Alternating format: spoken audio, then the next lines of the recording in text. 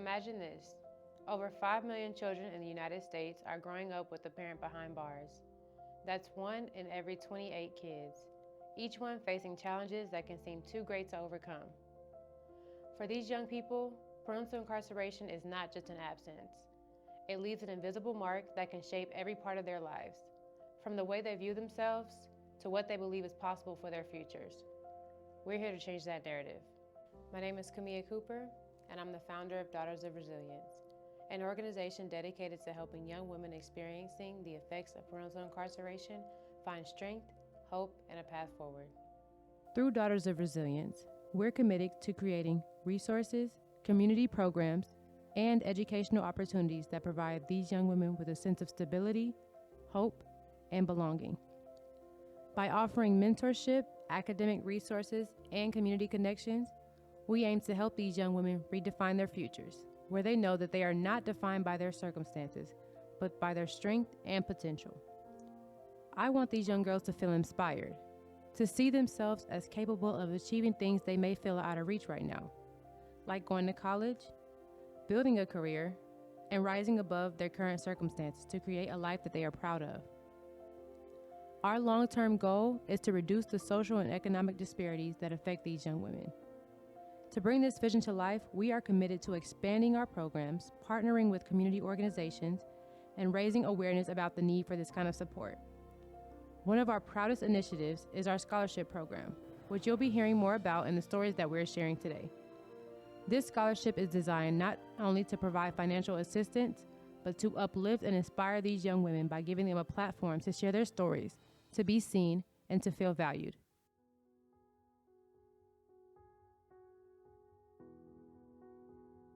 So I think parental incarceration heavily affected myself because it's both a mental and a financial trouble that is placed on both you and your family, and especially as the eldest daughter within my family, I think it's kind of given me a sense of responsibility that I have to take charge and action to make sure that I can kind of be the man of the house in a sense, and trying to secure that foundation that needs to be placed. But necessarily it also gave me a foundation so that I can work further to better myself and my family through both my academic and extracurricular pursuits.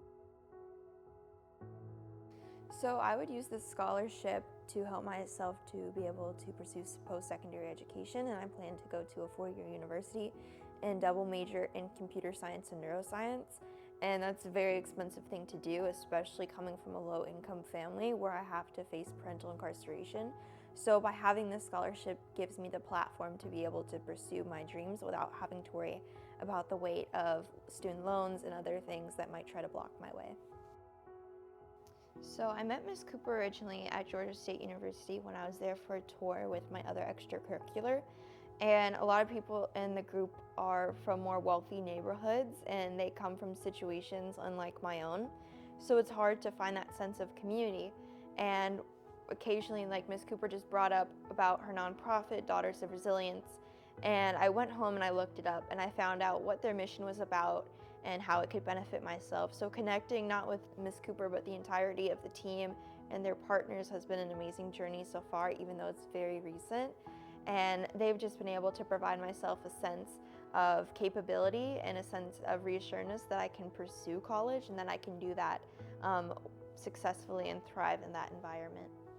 I think that it was a very trying time, especially when my father was first incarcerated when I was 11. You're kind of at that stage where you're not a teenager yet, and especially like right now I'm not an adult yet, but I'm still a teenager, but I'm still kind of in that leeway. And to have one of your guardians not be there and not be present in your life, it definitely does affect you and your relationship with them. Personally, you have a lot of anger sometimes, and you're not sure who to be angry at. Sometimes it's your parent, sometimes it might be yourself and you might feel guilty for the reasons that they're there, or maybe you feel angry at justice systems and other people within that field because you feel that they're not doing enough to help promote people who should not be spending 5+ years somewhere where they don't belong. So I think during that time my relationship has really changed and gravitated in different ways. I recently became more close with my father, but I think that took a couple of years to get to that stage. because you have to go through a lot of the trials of, anger and grief and things like that.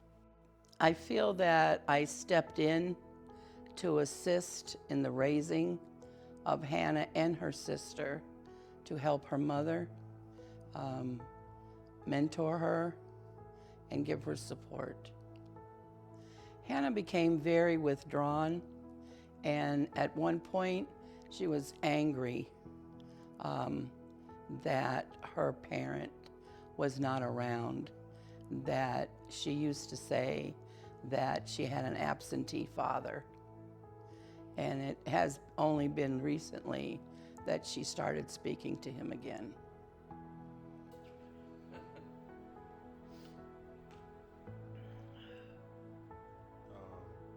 And you can let me know at any point if it gets a little, too much to share. Third question is, how did the incarceration affect your family as a whole? That's a hard one. You didn't say speak. I goofed up. I'm sorry. Speak. It affected the whole family. It was, first of all, it was a big shock because we never thought anything that her parent would do or be accused of something like this. But it affected everybody after the shock. Everybody, including everyone in the immediate family and extended family. After the initial shock, my husband and I really stepped in as second parents. We had raised our kids were grown, and then we ended up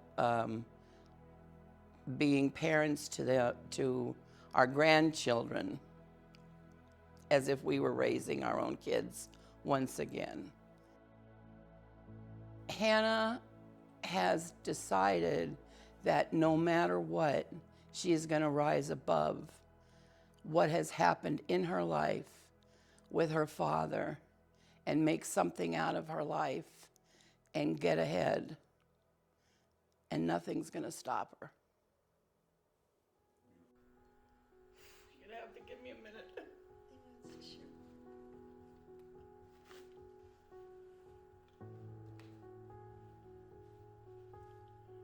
Okay. Speak. Don't let anybody tell you can't accomplish something because of your background. You push and you make your goal and you go after it.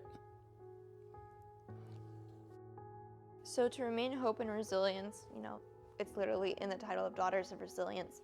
But I think for myself, I've already got to a point where it's been very difficult and challenging, and I know it can only get better from here. And I think that you also have to play a part in the change you want to see and the change you want to make.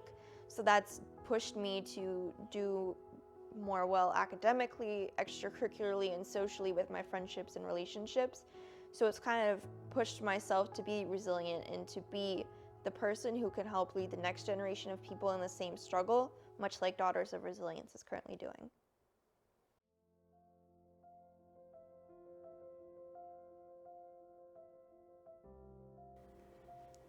When it first happened, I didn't really know anything about it because I was young. But now, as I get older, I think about it every day. It's like my father not here no more, and that ain't nothing I can do to change it. Yes, my mom, my stepdad, my auntie LaShonda Gibson, and my uncle Jamal Gibson, and my big brother, that everything will be okay. Just know he not here physically, but he looking down on you.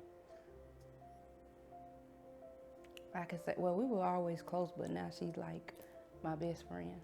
Since her father's gone, it's like she come talk to me about anything. I could tell when she's down and different stuff like that. I can tell when she have her moments of, I'm missing my daddy. And she's doing, like I say, she's doing good in school. Different stuff like that. I had her in counseling. She was doing the counseling, but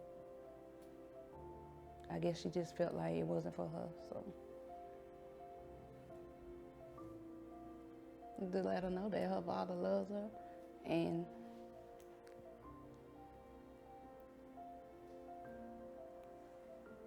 like I say, I try to keep her mind on her father a lot, because when he was here, he played a major part in her life. And I know not only did it hurt her, it hurted me, because being that that's her father. I still go through it every day, but it's like I push through it, and I wake up every morning with a smile on my face and tell him I love him, and I talk to him. I invite you to be a part of this journey with us. Every contribution, no matter the size, helps us support these incredible young women, invest in their futures, and create lasting change. Together, we can help them see that their future is bright, their dreams are powerful, and their voices are powerful. Your support does not just create change today, but it creates lasting, sustainable change that will grow resilience and hope and impact future generations. Thank you so much for watching, for listening, and for supporting our mission.